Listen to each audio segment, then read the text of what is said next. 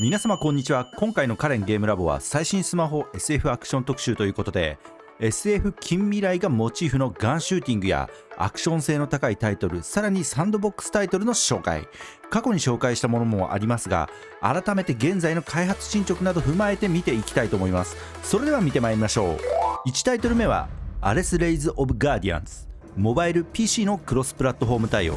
開発は全世界累計1億ダウンロードを記録したスマホゲームダークアベンジャーシリーズを手掛けたセカンドダイブ。本作はセカンドダイブが得意とするアクション RPG の開発ノウハウをベースに開発が進んでいるとのことで、以前紹介した時は2022年中のリリースが予定されていたのですが、開発者さんのインタビューでは2023年上半期をめどにリリース予定となったとのことです。見てくださいよ、この映像やばいですね。超ハイクオリティな映像と高いアクション性のあるバトルが展開されていて、久々に韓国のハイクオリティ MMORPG を見せつけられた感じがします。またキャラメイクも実装されており、ベースとなる4種類の人種から選び細かくアバターを作ることが可能。キャラメイク好きにはたまらない要素ですよね。こだわり出すとゲームが進まない。ゲームの進行はクエスト形式で、乗り物を駆使してクエストポイントに移動し受注するタイプ。バトルの特徴としては、身にまとっているさまざまなスキルを備えたスーツを瞬時に切り替えながらコンボをつなげていくといったスピード感はもちろん、爽快感とスキル回しに近いような操作が楽しめそうな印象です。かなりスタイリッシュなアクションが楽しめそうですよね。また以前の動画でもお伝えしておりますが、スーツの装備の中には飛行可能なものもあり、空中を高速移動しながら戦闘するといったこともでき、バトルの幅がかなり広く楽しめる要素が多いと考えられます。ちなみにそんなにアクション得意じゃないんだよという方に朗報です。なんとオート機能も実装されているので、慣れてくるまではセミオートチックな感じで遊ぶのもありかなと思います。気になるところは課金要素ですかね。この手のゲームだとマンスリーパスとか武器ガチャ、衣装課金とかが考えられそうですが、あまり課金で強くできちゃうような要素は実装しないでほしいです。23年上半期内でのリリースを予定しているとのことなので、このタイトル気になる方はぜひプレイしてみてはいかがでしょうか。2タイトル目はダストホワイトホビドゥンゾーン、プロジェクトコード名はプロジェクトスノー、モバイル PC のクロスプラットフォーム対応。開発はリハマオスタジオ。アンリアルエンジン4を採用し、美麗なグラフィックはもちろん美少女をふんだんに使った美少女ガンシューティングアクションゲームということで、なかなか類を見ないタイプかなといった印象です。以前紹介した時はクローズドベータが行われたタイミングで、開発進捗としてはベータテストからのフィードバックを受けて細かい調整とクオリティアップを進めている段階と思われます。当時見た時からだいぶ良くなっていて、映像クオリティはもちろん弾幕シューティングの系譜すら匂わせる内容によってきている感じがします。バトルはよくある TPS 視点によるガンシューティングではあるものの、キャラを入れ替えスキルを多用しクエストを攻略していくタイプ。実際どこまでの PS が求められるかはプレイしないとわからない部分もあるのですが、プレイ自体は見ている限りスキルを多用していることから、ガチのガンシューティング寄りではないのかなといった印象。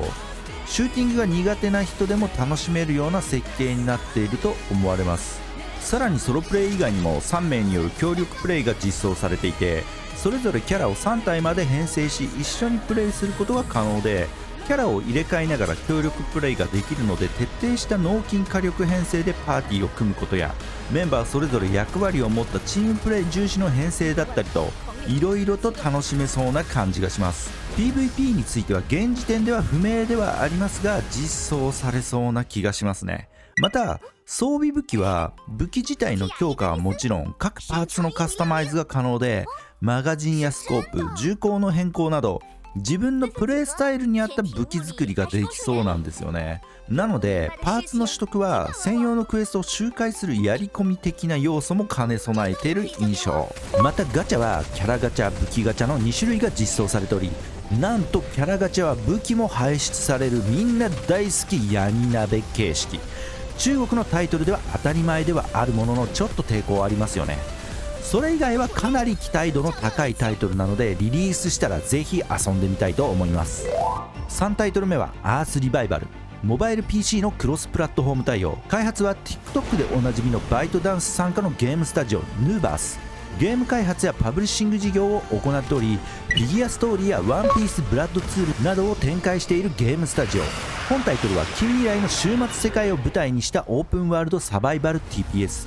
近未来の地球で異星文明との会を描く SF 作品で、アニメマクロスシリーズなどでおなじみのメカニックデザイナー川森昌司さんが参加し、装備や乗り物などさまざまな機械デザインを行っているということで話題となっている作品。リリースは2023年を予定しており、9月に行われた第1回ベータテストのフィードバックを受け、現在最終調整段階と考えられます。本タイトルのゲーム進行はクエスト形式でフィールド上のクエストポイントで受注しゲームを進めていくタイプとなっていて、サバイバル要素満載のため、フィールド上ではお腹もすくし、住む場所の建築資材の素材収集やワールドボスのような敵も点在しており、巨大ボスとの戦闘を繰り広げたりと、遊びの幅は十分に備わっているかと想定します。また醍醐味はマルチプレイによる PVE や最大12対12の PVP 要素などガチで遊ぶ要素もあり、かなり楽しめそうな内容と考えられます。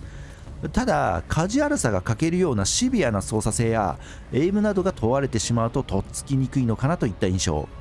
エンジョイカジュアル勢とガチ勢がうまく住み分けられるような感じだと嬉しいです。キャラメイクもリアルで細部まで調整が可能なので、自分好みのアバターを作り込むことができるのも嬉しい要素。また衣装変更やペット要素、フォトモードなども搭載されているので、ギルドメンバーとの撮影会やオープンワールドならではの絶景撮影など盛り上がりそうな感じですね。結構このフォトモードって需要があるのでいいんですよね。